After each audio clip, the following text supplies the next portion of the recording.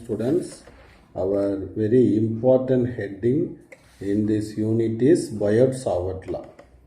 So soon after Weierstrass discovery, two scientists, Jean-Baptiste Biot and Felix Savart. So simply Biot-Savart அப்படின்னு சொல்லுவோம். They both did a quantitative experiment in 1819 on the force experienced by a magnet kept near the current carrying wire. அப்போ ஒரு current carrying wire பக்கத்தில் ஒரு மேக்னெட்டை வைக்கிறாங்க. அது எவ்வளோ force experience பண்ணுதுங்கிறத பற்றி இன்வெஸ்டிகேட் பண்ணிகிட்டு இருக்கும்போதே they derive the mathematical expression that gives the magnetic field at some point in space in terms of current.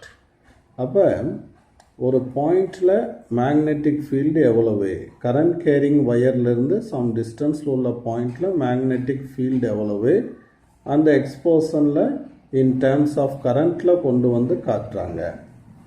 So this is true for any shape of the conductor அப்படின்னு சொல்லி அந்த டெஃபினிஷனுக்குள்ளே போகலாம். So இது ஒரு 3 mark ரேஞ்சில் கேட்கலாம். Definition மட்டும் 2 மார்க்கில் கேட்பான். அப்போ definition and explanation of Biot-Savart law. Abba consider this is a wire and by connecting the battery the current is flow through it. Abba இது வந்து என்னது, ஒரு current carrying conductor. ஸோ இப்போ அந்த கண்டக்டரை இப்போ நான் இங்கே வரைகிறேன்.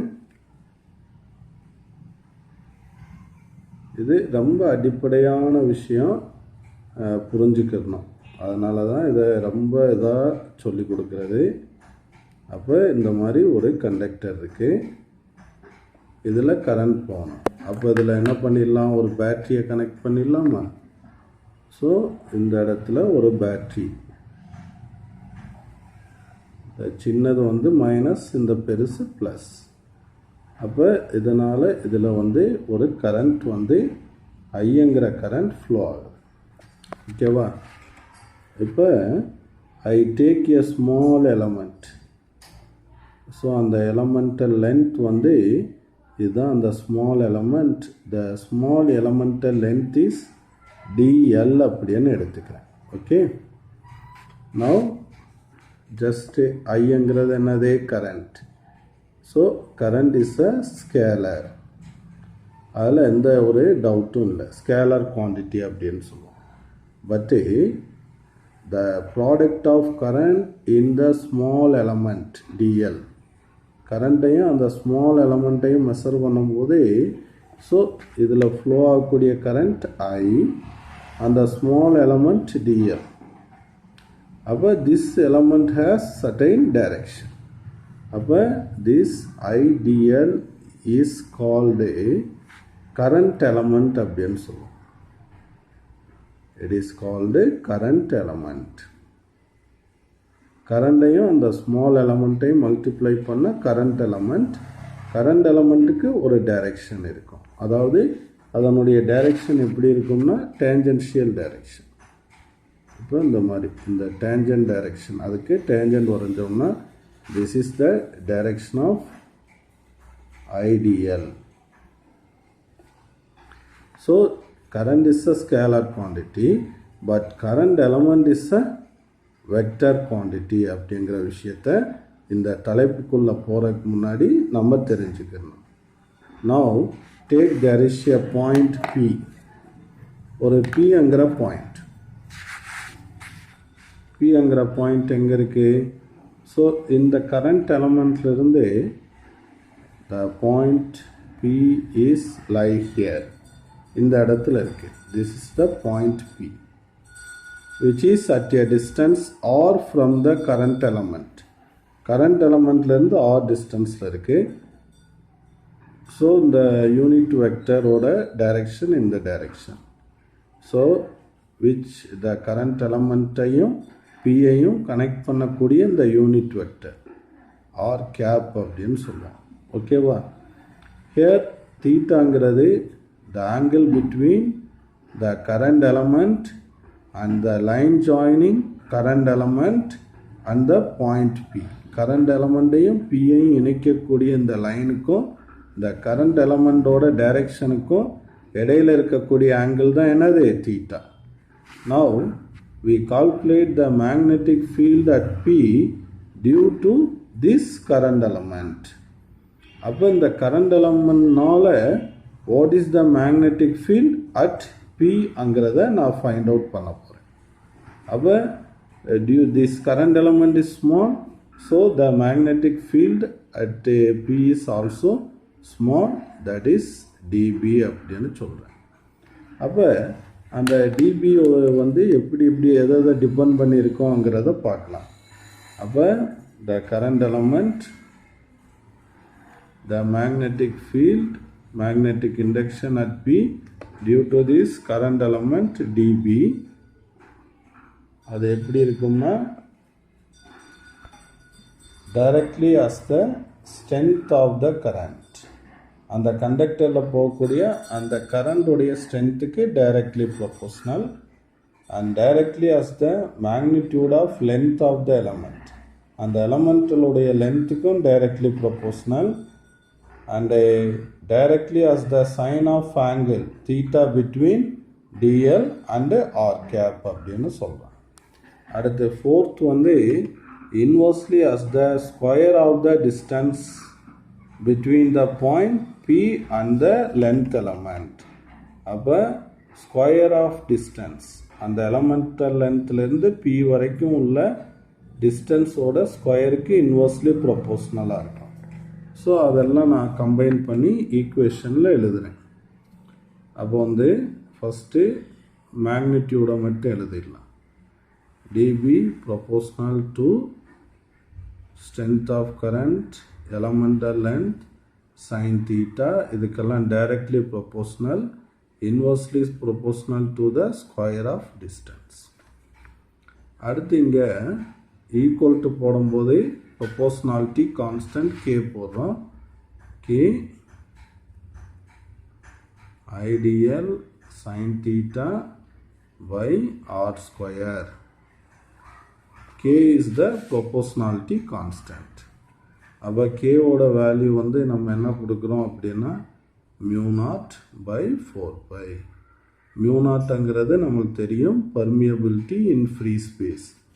ஸோ இதெல்லாம் மைண்டில் வச்சுக்கிறோம். இப்போ μ0உடைய வேல்யூ வந்து 4π இன்ட்டு 10⁻⁷. அப்போ சம்மில் வரும்போது கேவோட வேல்யூவை எப்படி சப்ஸ்டியூட் பண்ணுவீங்க? k = μ0 by 4π. அப்போ μ0க்கு பதிலாக 4π இன்ட்டு 10⁻⁷ டிவைடட் பை 4π. 4π கேன்சல் ஆயிரும். அப்போ 10⁻⁷ நம்மளுக்கு கேவோட வேல்யூவாக ப்ராப்ளம்ஸில் போடணும். இப்போ டெரைவ் பண்ணும்போது இந்த எக்ஸ்பிரஷனை நம்ம சப்ஸ்டியூட் பண்ணலாம் and write in vector notation also. அப்போ டிவி வெக்டர் ஈக்குவல் டு இதை எப்படி எழுதலாம்? μ0 by 4π. μ0 by 4π ஐடியல் வெக்டர் நோட்டேஷனில் sin theta by r square. இங்கே ஒரு யூனிட் வெக்டர் போட்டுடலாம். இப்போ sin thetaன்னு வந்தாவே என்ன ப்ராடக்ட்? கிராஸ் ப்ராடக்டில் எழுதணும். அப்போ கிராஸ் ப்ராடக்ட் எழுதும்போது μ0 by 4π ideal vector, this is the current element vector into the unit vector divided by r square அப்படின்னு எழுதிடலாம். அப்போ இதை எக்ஸ்பேண்ட் பண்ண அந்த எக்ஸ்பிரஷன் வந்துருமா? I DL R cap sine theta by R square அப்படின்னு இந்த எக்ஸ்பிரஷன் வந்துடும். அப்போ இந்த கிராஸ் ப்ராடக்ட் இருக்கிறதுனால இங்கே சைன் தீட்டாங்கிறது வந்துடும். This is the vector form of Biot Savart law. இப்போ இந்த டிபி வெக்டர் எப்படி இருக்கும் அப்படின்னு கேட்டோன்னா, it acts perpendicular to the plane containing ideal and r. இந்த ஐடியல் ஆர் இருக்கக்கூடிய இந்த பிளானுக்கு பர்பெண்டிகுலராக இது ஆக்ட் ஆகிட்டுருக்கோம் அப்படின்னு சொல்கிறான். Perpendicular to ideal and the unit vector அப்படின்னு சொல்கிறோம். ஸோ அதை தான் இந்த பாயிண்டில் மென்ஷன் பண்ணியிருக்கேன். dB is perpendicular to both ideal and the unit vector r அப்படின்னு சொல்கிறேன். இந்த படத்தில் கூட காட்டியிருக்கேன். இப்போ ஐடியல் அது இருக்கக்கூடிய அந்த பிளானுக்கு பர்பண்டிகுலராக இந்த டிபியோட டைரக்ஷன் இருக்கும் அப்படின்னு சொல்கிறேன். இதை வந்து ரைட் ஹேண்ட் ரூல் அப்படிங்கிறத யூஸ் பண்ணி இந்த டிபியோட டைரக்ஷனை நம்ம ஃபைண்ட் அவுட் பண்ணலாம் அப்படின்னு சொல்லலாம். இப்போ வந்து நம்ம என்ன பண்ணியிருக்கோம் அப்படின்னா, here we calculate the magnetic field due to the small எலமெண்ட்னால பீல் எவ்வளோன்னு தான் பார்த்துருக்கோம். அப்போ what is the magnetic field due to the entire conductor அப்படின்னா, we use the superposition principle and vector sum.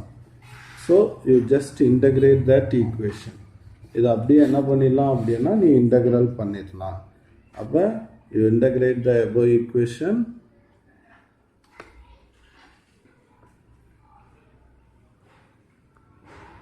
mu naught by 4 pi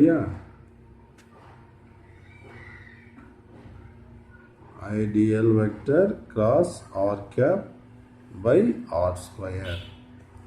அப்போ dB integral பண்ணால் என்ன கிடைச்சிரும், பி வெக்டர் அப்படிங்கிறது கிடைச்சிரும். ஓகேவா?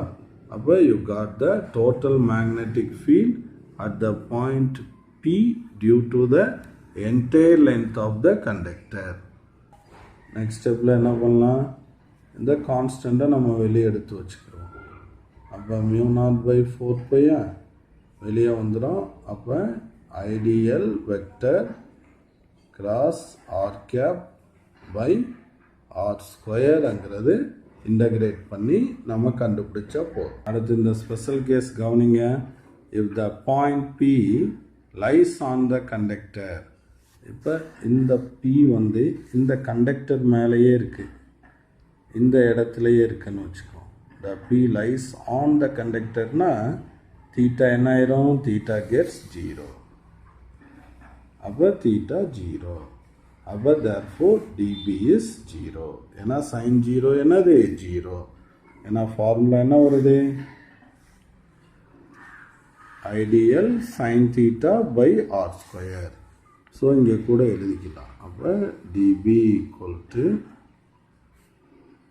mu naught by 4 pi ideal sin theta by r square r cap. அப்போ அந்த கண்டக்டர் மேலேயே பி இருந்துச்சுன்னா தீட்டா 0. அப்போ dB is 0 அப்படின்னு சொல்லிடலாம். if the point lies perpendicular to the conductor.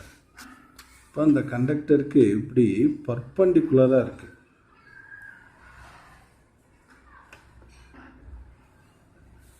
the point P is perpendicular to the conductor na theta வந்து 90 degree. அப்போ theta 90 போடும்போது sin 90 வேல்யூ என்னது 1. அப்போ வந்து mu naught by 4 pi ideal by r square into n cap. that is n cap அங்கிறது unit vector, வேறு ஒன்றும் இல்லை. நம்ம r cap அப்படின்னு போட்டிருக்கோம், அவங்க n cap அங்கிறத யூஸ் பண்ணியிருக்கேன். ஓகேவா? அடுத்து வந்து இங்கே நான் பேசின விஷயத்தை சொல்லியிருக்கேன். Electric current is not as vector quantity, ஏன்னா இட் இஸ் அ ஸ்கேலர்.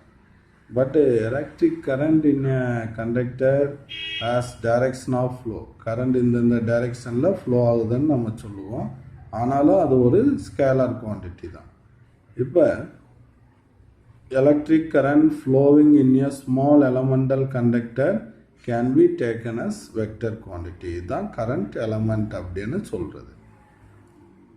அடுத்து இதுக்கு முன்னாடி நம்ம எலக்ட்ரிக் ஃபீல்டு படிச்சிருக்கோம் ஃபஸ்ட் லெசனில். So electric field due to the point சார்ஜ்ங்கிறது என்ன படித்தோம், 1/4 pi epsilon naught q by r square r cap அப்படின்னு படித்தோம்.